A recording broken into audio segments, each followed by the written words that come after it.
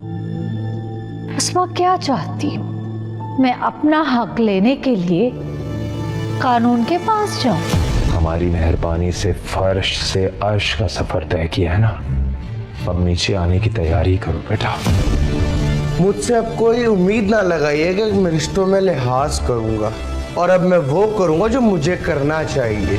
आपके छोटे भाई अहमद जावेद ने आपके खिलाफ गबन का केस किया है। कल तक तो आप मम्मा को अदालत जाने की धमकी दे रही थी, आज खुद ये सिचुएशन फेस कर रही हैं। शायद इसी को मकाफात अमल कहते हैं नाशीन आंटी।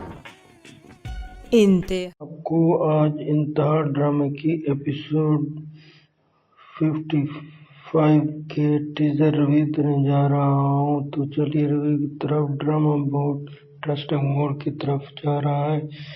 इस किस्त में कहानी एक नया संजीदा और जज्बाती मोड़ इख्तियार करती है। अस्मा अब अपने हक की खातिर कानूनी रास्ता इख्तियार करने का फैसला कर लेती है।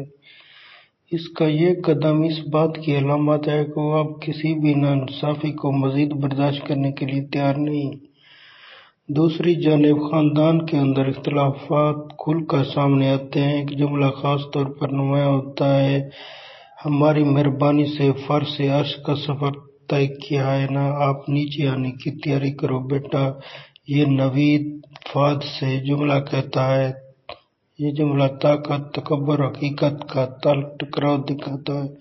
सूरत हाल इस वक्त मजीद गंभीर हो जाती है जब मालूम होता है कि अस्मा के जब सज्जल के छोटे भाई अहमद जवेद ने उसके खिलाफ बड़ा फ्रॉड का मुकदमा दायर कर दिया है। अब सज्जल को पुलिस आती है, ले जाती है। अब सज्जल जेल में दिखाई देती है सुलाखों के पीछे। जिस शख्स ने कल तक अपनी वालदा को अदालत में ले जाने की धमकियां दी थी, आज वो खुद अदालत के टहरे में खड़ा नजर आता है। यही वो लम्हा है जब मकाफात अमल अपने पूरे मानी में सामने आता है। और देखिए मेरे व्यूअर, आज शाम को फुल एपिसोड 55।